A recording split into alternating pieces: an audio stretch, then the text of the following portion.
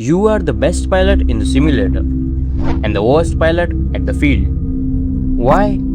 You watch every tutorials. You put in hours in simulators. You feel ready.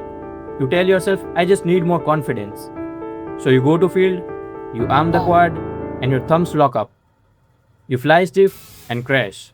And you blame yourself for not being confident enough. You think confident is the secret sauce. But here's the truth. Confident without skill and purpose is just overconfidence. An overconfident pilot don't fly better. They crash harder. You've seen it. The nervous pilot actually learns faster. They are careful. They crash less. So your real problem isn't lack of confidence. It's a lack of direction. You don't know what to practice or why you are doing it. You're just flying in circles and hoping you get better. That's not flying. That's hoping. So stop faking it.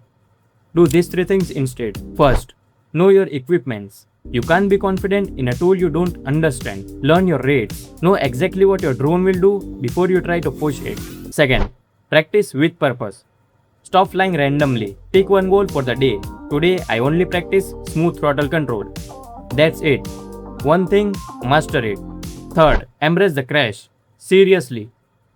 Every crash is data, not failure. The pros crash all the time. They just learn faster than you. So stop being afraid of the ground and start being curious about what went wrong. Real confidence doesn't come from faking it. It comes from knowing you did the work. It comes from hours of purposeful practice, the crashes you learn from, and the muscle memory you built. Skill comes first, confidence follows.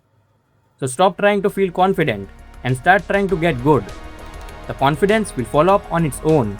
If you agree, drop a comment with word crash because we all do it. See you in the next one.